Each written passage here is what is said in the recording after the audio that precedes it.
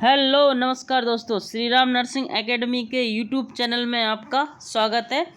तो आज आप लोगों के लिए बहुत इम्पोर्टेंट क्लास लेके आए हैं आज हाइड्रोसेफेलस। तो हाइड्रोसेफेलस क्या बीमारी होती है, क्या इसकी डेफिनेशन है, कॉजेस क्या है, मतलब किस कारण से फैलती है, ये कितने टाइप की होती है, इसके सिम्टम क्या आते हैं, इसका डायग्नोस कैसे करते हैं, इसका ट्रीटमेंट क्या है और इसका कॉम्प्लिकेशन क्या है और प्रोग्नोसिस, इन सब के बारे में अपन बात करेंगे। तो बने रहिए हमारे साथ, चैनल को सब्सक्राइब कर लें, बेल आइकन दबाएं और अपने दोस्तों के साथ शेयर ज़रूर करें, जिससे कि ये इम्पोर्टेंट क्लास की जानकारी उनको मिल सके। क्योंकि इस क्लास से हर एग्ज़ाम में कम से कम 3 से 4 क्वेश्चन ज़रूर आते हैं, डायरेक्टली और इनडायरेक्टली। इसलिए आपको ये क्लास पूरी देखना बहुत ज़रूरी है। तो चलिए अपन आगे बढ़ते हैं, अपनी क्लास को कंटिन्यू करते हैं। तो मोटिवेशन स्पीच के साथ अपन इस क्लास को स्टार्ट करते हैं। आपका जीतना इसलिए ज़्यादा ज़रूरी है, आपका जीतना इसलिए ज़्यादा ज़रूरी है क्योंकि बहुत लोग आपके हारने का इंतज़ार कर रहे होते हैं। तो आपको जीतना बहुत ज़रूरी है। आपके हारने का इंतज़ार तो बहुत से लोग कर रहे हैं, लेकिन आपके जीतने का इंतज़ार सिर्फ आपके घर वाले, आपके माता पिता कर रहे हैं। तो इसलिए आप पढ़ाई को कंटिन्यू बनाए रखें, कंटिन्यू पढ़ते रहें, मेहनत अच्छी करें लगन से। ठीक है, चलिए तो अपन क्लास को आगे बढ़ाते हैं। डेफिनेशन, हाइड्रोसेफेलस क्या है? तो hydrocephalus is a neurological condition है। कैसी कंडीशन है? न्यूरोलॉजिकल कंडीशन है। इसमें क्या होता है कि जो ब्रेन होता है ना, उसमें सीएसएफ का जो फ्लूइड होता है, सीएसएफ सेरिब्रो स्पाइनल फ्लूइड, उसका लेवल बढ़ जाता है, एबनॉर्मल डेवलप हो जाता है। तो hydrocephalus is a neurological disorder caused by an abnormal buildup of cerebrospinal fluid CSF in the ventricles of the brain. जो ब्रेन के वेंट्रिकल्स होते हैं उसमें सीएसएफ सेरिब्रो स्पाइनल फ्लूइड का बढ़ जाना हाइड्रोसेफेलस कहलाता है। ठीक है, चलिए अब हाइड्रोसेफेलस ये सीएसएफ है, तो सीएसएफ बनता कहाँ से है? ठीक है, तो अपन बात करते हैं सर्कुलेशन ऑफ सीएसएफ। सीएसएफ बनता कहाँ से है? तो formation of CSF in lateral ventricle. जो सीएसएफ है वो कहाँ से बनता है? लैटरल वेंट्रिकल से बनता है। ठीक है, अब लैटरल वेंट्रिकल से फिर फोरामेन ऑफ मुनरो के द्वारा कहाँ आएगा? थर्ड वेंट्रिकल में आएगा। थर्ड वेंट्रिकल से एक्वाडक्ट ऑफ सेल्विस के द्वारा फोर्थ वेंट्रिकल में आएगा। फिर फोर्थ वेंट्रिकल से ये फोरामेन ऑफ मैगेंडाई और लस्का। फोर्थ वेंट्रिकल के बाद ये एक मैगेंडाई और 2 लस्का में कन्वर्ट हो जाता है। और जो इसका एब्जॉर्प्शन कहाँ होता है? इसका एब्जॉर्प्शन होता है सब अरेक्नॉइड स्पेस में, इसका एब्जॉर्प्शन होता है। तो आपको समझ में आई कि सीएसएफ का सर्कुलेशन, मतलब सीएसएफ जब बनता है तो कहाँ का जाता है? सीएसएफ लेटरल वेंट्रिकल से बना तो फोरामेन ऑफ मुनरो के थ्रू थर्ड वेंट्रिकल में आया। थर्ड वेंट्रिकल से एक्वाडक्ट ऑफ सेल्विस के थ्रू फोर्थ वेंट्रिकल में आया। फोर्थ वेंट्रिकल से एक मैगेंडाई और 2 लस्का के द्वारा ये सब अरेक्नॉइड स्पेस में एब्जॉर्ब हो जाता है। इसको एब्जॉर्ब कौन करता है? एब्जॉर्ब करता है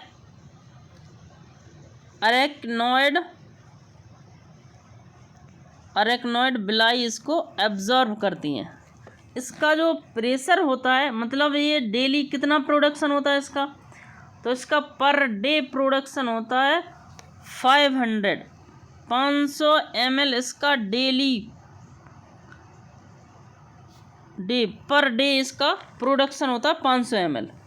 तो इसका एवरेज कितना रहता है? तो एवरेज रहता है 150 ml इसका एवरेज बनाए रहता है। इसका नॉर्मल प्रेशर कितना होता है? तो इसका नॉर्मली प्रेशर होता है 5 से 15 mm ऑफ Hg, इसका नॉर्मली प्रेशर होता है। ठीक है। अरेक्नोइड विलय की थ्रू इसका एब्जॉर्प्शन होता है। पर डे नॉर्मल कितना बनता है? 500 ml बनता है। CSF सेरिब्रोस्पाइनल फ्लूइड स्पाइनल में कितना रहता है? 150 ml रहता है, लेकिन इसका प्रेशर कितना होता है? 5 से 15 mm ऑफ Hg इसका प्रेशर होता है। तो चलिए और आगे चलते हैं अपन। कॉजेस क्या है, किस वजह से ये होता है, इसका कॉज क्या है, क्यों हाइड्रोसेफेलस हो जाता है? कैन रिजल्ट फ्रॉम कंजेनाइटल, ये कंजेनाइटल जन्मजात की वजह से भी हो सकता है। कंजेनाइटल डिफेक्ट हो, कोई बीमारी जन्मजात हो उसकी वजह से हो सकता है। इन्फेक्शन हो जाए ब्रेन में, उसकी वजह से भी हाइड्रोसेफेलस हो सकता है। Bleeding in the brain, brain में ब्लीडिंग हो उसकी वजह से भी हाइड्रोसेफेलस डेवलप हो सकता है। ट्यूमर हो, ट्रोमेटिक ब्रेन इंजरी हो, या फिर कोई एक्सीडेंट वगैरह हो गया हो, ब्रेन में कोई ट्रॉमा लगा हो, उसकी वजह से भी ये हाइड्रोसेफेलस होने के चांसेस होते हैं। अगले चलते हैं अपन टाइप। ये कितने टाइप का होता है हाइड्रोसेफेलस? तो हाइड्रोसेफेलस 3 टाइप का होता है। 3 टाइप के कौन कौन से? कम्युनिकेटिंग हाइड्रोसेफेलस, कम्युनिकेटिंग हाइड्रोसेफेलस मतलब जो CSF है वो बन रहा है, प्रॉपर बन रहा है, लेकिन एब्जॉर्प्शन कम हो रहा है। CSF तो बन रहा है लेकिन एब्जॉर्प्शन कम हो रहा है। तो communicating hydrocephalus CSF flow between the ventricles but is not absorb properly, मतलब एब्जॉर्प्शन नहीं हो रहा है, बन तो रहा है। अपन कोई भी चीज़ है तो उसको अपन बनती तो है, लेकिन जिसका जो एब्जॉर्प्शन होना चाहिए वो नहीं हो रहा। जब एब्जॉर्प्शन नहीं होगा तो वो चीज़ बढ़ती रहेगी, जब बढ़ती रहेगी तो ये कॉज कर देगा हाइड्रोसेफेलस। अगला टाइप है नॉन कम्युनिकेटिंग।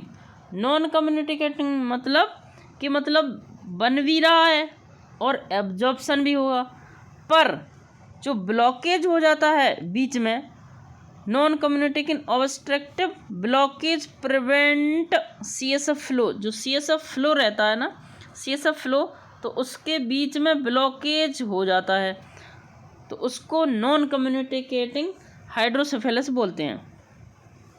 जैसे normal pressure hydrocephalus usually in older adult with walking difficulty, मतलब जो नॉर्मल प्रेशर होता है ना हाइड्रोसेफेलस का, वो ओल्ड एज में क्या हो जाएगा, वॉकिंग डिफ़िकल्टी करा देता है, डेमेंशिया करा देता है, एंड यूरिनरी इनकंटिन्यूस। जो बूढ़े लोग होते हैं ना उसमें यूरिन वो रोक नहीं पाते हैं, यूरिन इनकंटिन्यूस बाहर आ जाता है जल्दी से।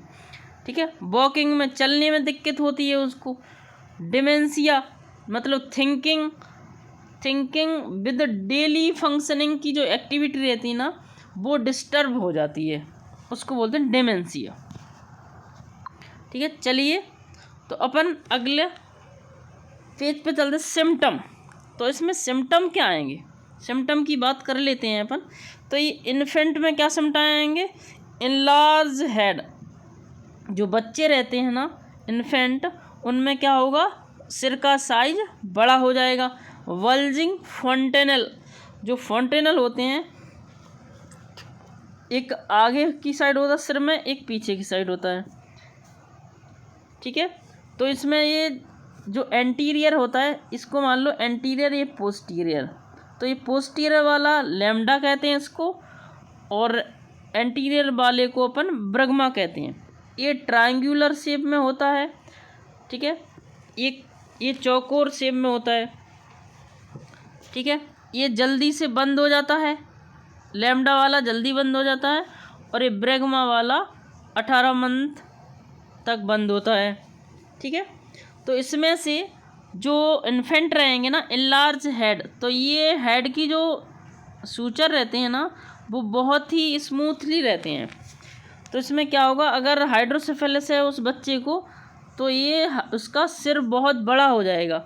बल्जिंग फॉन्टेनल, जो फॉन्टेनल है ना ये बल्ज हो जाएंगे, मतलब ऊपर की साइड उभर आएंगे, उसको बोलते हैं बल्ज। इरिटेबिलिटी होगी, ये इन्फेंट है इसमें इरिटेबिलिटी होगा, चिड़चिड़ापन रहेगा, ये इसके सिम्टम है, ठीक है, इन्फेंट में। और एडल्ट में क्या होगा, एडल्ट में होगा हेडेक होगा, उसको सिर दर्द करेगा, ठीक है, नोज़िया होगी, वॉमिटिंग होगी, बैलेंस की प्रॉब्लम हो जाएगी, ठीक है, कॉग्निटिव डिक्लाइन हो जाएगा, ये सब एडल्ट में होता है। और बच्चों में इनलार्ज हेड हो जाता है, बल्जिंग फॉन्टेनल और इरिटेबिलिटी, ठीक है, ये बच्चों में होता है। अब डायग्नोस कैसे करेंगे, हाइड्रोसेफेलस का डायग्नोसिस कैसे करते हैं? तो हाइड्रोसेफेलस का diagnosis imaging technique like MRI करा लो, CT स्कैन करा लो, हेल्प डिटेक्ट इनलार्ज वेंट्रिकल्स, क्या मिलेगा आपको, वेंट्रिकल्स इनलार्ज मिलेंगे, एंड अंडरलाइंग कॉज, जो अंडरलाइंग कॉज है जैसे कि इन्फेक्शन है, ट्रॉमा है, कैंसर हुआ, ये अंडरलाइंग कॉज मिलेंगे आपको। डायग्नोसिस हो गया।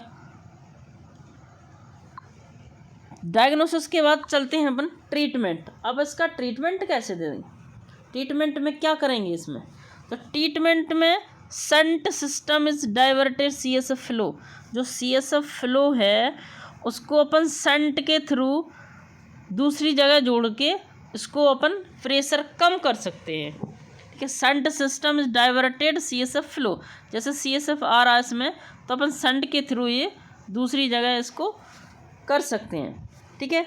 अगला है एंडोस्कोपिक थर्ड वेंट्रिकुलोस्टोमी, जो एंडोस्कोप के द्वारा third ventriculostomy to create a new pathway for CSF, new pathway बना देते हैं CSF के लिए एंडोस्कोपिक के द्वारा थर्ड वेंट्रिकल में जाके, ठीक है। अगला मेडिकेशन फॉर टेम्परेरी रिलाइफ, मतलब जो मेडिकेशन है वो टेम्परेरी के लिए, रिलाइफ के लिए देते हैं इन सर्टेन केसेस, मतलब हाइड्रोसेफेलस में जो मेडिसिन अपन देते हैं वो टेम्परेरी पेन रिलाइफ के लिए दे सकते हैं अपन, ठीक है।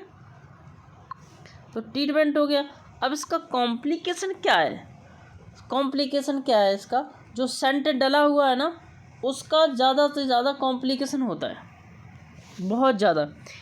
If untreated can lead to brain damage, अगर इसका कॉम्प्लिकेशन क्या है, अगर आपने ये हाइड्रोसेफेलस को नहीं दिखवाया या ट्रीटमेंट नहीं लिया, दवाई मेडिसिन नहीं ली, डॉक्टर को नहीं दिखाया, तो ये ब्रेन को डैमेज कर देगा, डेवलपमेंटल डिले हो जाएगा। अगर बच्चा है और उसमें हाइड्रोसेफेलस है तो उसका जो डेवलपमेंट है वो कम हो जाएगा और डेथ भी हो सकती है इसमें मरीज में।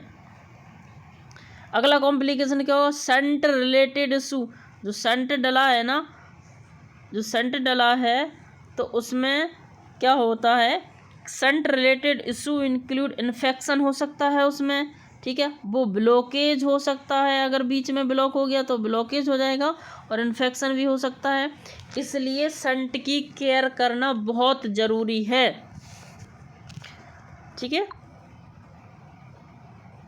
अगला प्रोग्नोसिस, मतलब इसको प्रोग्नोसिस मतलब बढ़ने से कैसे रोक सकते हैं, इसको हाइड्रोसेफेलस को बढ़ने से कैसे रोक सकते हैं, कैसे रोक सकते हैं, एक ही बात है कि विद टाइमली ट्रीटमेंट लो, मतलब जो टाइम टू टाइम आप ट्रीटमेंट लो।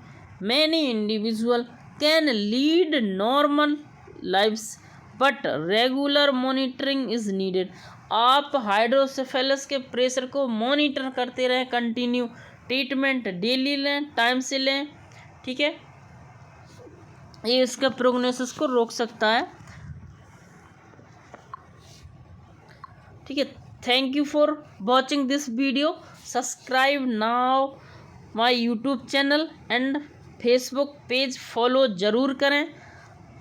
आई होप कि क्लास आपको अच्छी लगी हो।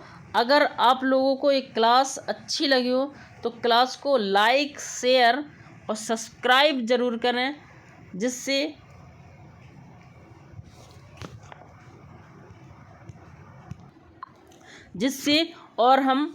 और आगे आने वाली क्लासें अच्छे टॉपिक लेके आपके लिए ज़रूर आएंगे। तो क्लास को सब्सक्राइब कर लें, सपोर्ट ज़रूर करें, अपने दोस्तों के साथ शेयर करें।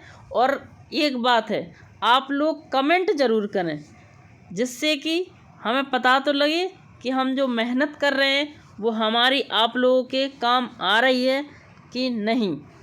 ठीक है दोस्तों, तो मिलते हैं और अगली क्लास में एक और नए टॉपिक के साथ। जब तक के लिए धन्यवाद। जय हिंद, जय भारत। फेसबुक पेज को फॉलो ज़रूर करें, श्री राम नर्सिंग एकेडमी के नाम से है, और हमारा YouTube channel Shri Ram nursing academy के नाम से। ठीक है,